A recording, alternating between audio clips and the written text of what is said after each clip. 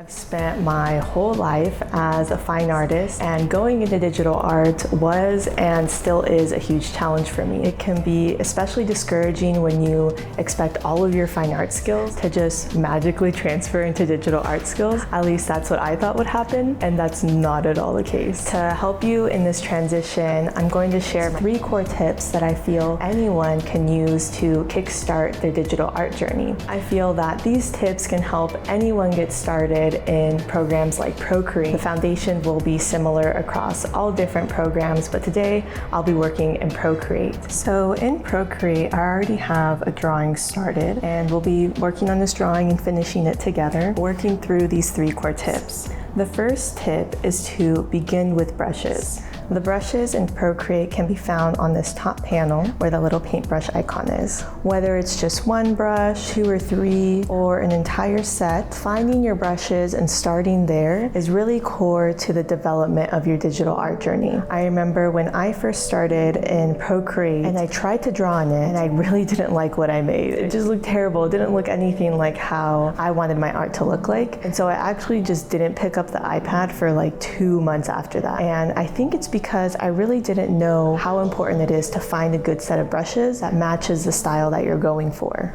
You might already have a style, which will make this process even easier, but if you don't even worry. Simply just spend some time looking at art that you really like and noticing certain things about it. Is it pop art, which perhaps would do best with like marker textures or patterns? Is it painting? So is it perhaps grainy textures? Think about the style of the type of art that you're fond of and use that as a foundation for what types of brushes that you might need. Procreate has some basic styles in here which you can definitely get started with, but depending on what you're looking for, you may need to go elsewhere to purchase some different brushes. I specifically was looking for something with a more grainy texture, and I wasn't really all that interested in the painting brushes that they had here initially. So I went to Creative Market. Platforms like Creative Market have some really affordable bundles. I eventually decided to purchase an oil painting set as well as a grain pack that really elevated my art since then. After you purchase a set that you're excited about, I recommend you experiment with your brushes. But I actually recommend you start with a blank canvas. Don't worry about what it is that you're actually painting. Just select a brush and see how they work. Play with the size. Every brush is different, so it's definitely important to keep an open mind and explore with each one.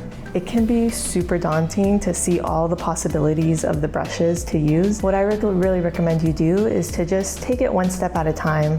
Maybe dedicate 20 minutes a day to exploring the brushes, painting something really simple like a circle or a flower. If you do this, you'll be surprised at how differently you feel by the end of the week. All right, moving on to tip number 2, which is to leverage your layers. If you're new to digital drawing, layers might be a foreign concept as well. They are used in many design programs like Procreate, Photoshop, Illustrator, and they essentially do 3 things. 1, they allow you to stack things on top of each other. So for example, here, my portrait of a woman is stacked on top of this blue, what will later be a blue ocean, I hope.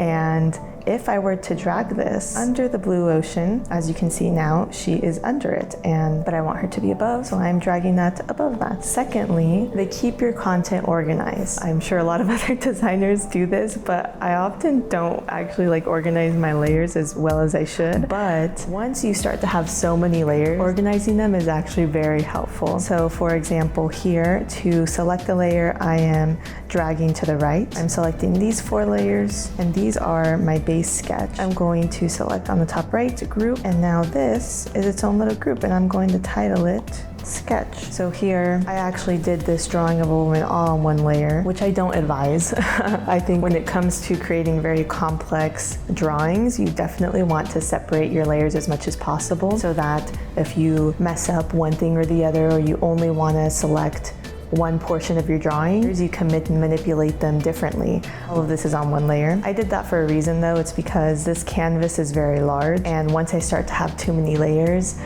Procreate will tell me that I need to condense the amount of layers that I have. Lastly, one of the biggest components to layers is that you can use them to optimize your drawing process. If you wanted to edit just one specific part of your drawing, if you have it already isolated on its own layer, you can do whatever type of manipulation you want to that specific layer, and you don't have to worry about affecting other parts of your drawing. Another thing that layers do to optimize your drawing process is called a clipping mask. In Procreate, you can create a clipping mask by clicking on the layer and then selecting clipping mask. So for example, if I want to create some sort of drawing on top of another one without going outside of the boundaries, I can use a clipping mask. Right here, I have my second woman and I have a clipping mask on top of it. I would really like to begin to add some color and form to this, and I can go in with my preferred color. I can color and it will only go inside of this clipping mask. And this is a huge benefit when it comes to optimizing your process, making sure that you don't have to constantly draw and redraw.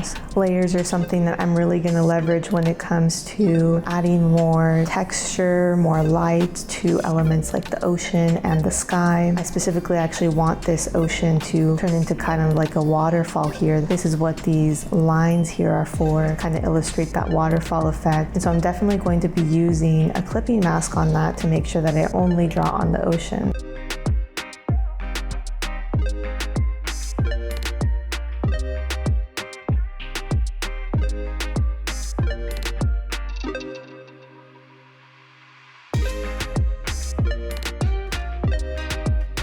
Now moving on to tip number 3, use adjustments to your advantage. Adjustments can be found in the top left corner with the little magic wand icon. You can do things related to color, form, pretty much adjust every aspect of your drawing. As you can tell, there are a lot of adjustments available to use, but to me, there are 2 that are the most helpful when it comes to drawing. When drawing something that needs to be very precise, such as a human face, the Liquify tool has saved me so much headache. For example, in a human face, one detail can make the entire thing just look so off. Especially when you've added color already, it can be a huge pain to feel like you have to go back and edit everything that you just did or start from scratch. However, the Liquify tool lets you edit and warp a specific selected layer. So in our example, I would kind of like this woman's eyebrow to perhaps reach a little bit farther up. I can select my layer, go to the adjustments panel. I can adjust the size of the Liquify tool, how much pressure I want, how much I want it to be distorted, as well as the momentum of the distortion. Right now, I feel like I just need a medium-sized brush, and I can simply pull up as so. If we wanted to maybe move this hair without having to redraw this little hairline, I could simply grab it and move it. Here on the nose, since this is supposed to be a bit mirrored from the woman's face, I can tell that this rock-shaped nose here is a bit too large. So I'll go in, make it a bit smaller.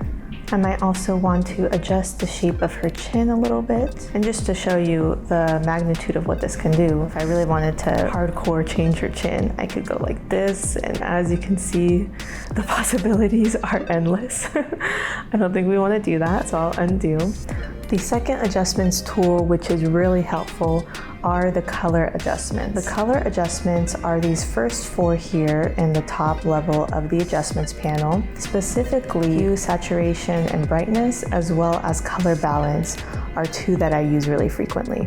So I'll go ahead and select our ocean to see if we can do some color manipulation on it, because something about the color is looking a bit off to me. I don't know what it is, but let's see if we can figure it out. Going into the adjustments panel, I'm selecting hue, saturation, and brightness. We can adjust the hue like so. We can make it more saturated or less saturated, or even adjust the brightness. So what I like to do with these panels, a lot of the times I don't even really know exactly what needs to be changed. I kind of just go in to play around with the settings and see if there's something that catches my attention or leads me to to see that I actually do have something wrong with the color going on. So with this waterfall, I don't really know exactly what's wrong with it, but I'm gonna try to play around with the saturation, the brightness perhaps. I think making it a little bit darker helps give a bit more definition to the drawing. The second tool is the color balance tool. The color balance tool can really help you with general color correction. If you look down here, there are some scales of colors, each of which has a complementary relationship. So if you know a little bit of color theory, then you'll see here that red is complementary to blue and purple to green and yellow to blue. And these can be set by the specific light tones of the image. So shadows, midtones, and highlights. The specific layer I have selected is a very dark layer, so I know that I'll have to select shadows to manipulate this. Here you can see I can move it closer to green, closer to purple, closer to red, or cyan. Cyan? Oh my gosh, I'm sorry, I don't know how to say that. I think in this instance it looks a bit better if it leans more to yellow, a little bit more to green. It looks a bit more natural there. Let's go ahead and manipulate our rock layer as well. Make it just a tad bit darker.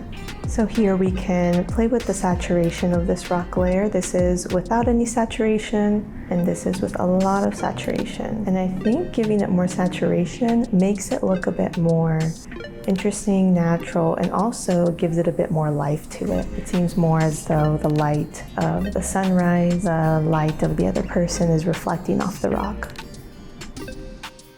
One thing to remember is that these tips are just to get you started. Procreate and other design programs have so many amazing tools to use, and it might seem like you won't ever get to where you want to be unless you know everything there is to know about a certain software. I promise you that's not necessary at all. You can create some pretty amazing things with just the foundational tips that I shared in this video. If you already have some experience with digital drawing or with Procreate specifically, please feel free to share any tips you have with beginners down in the comment section below. Thanks for watching and have a great day.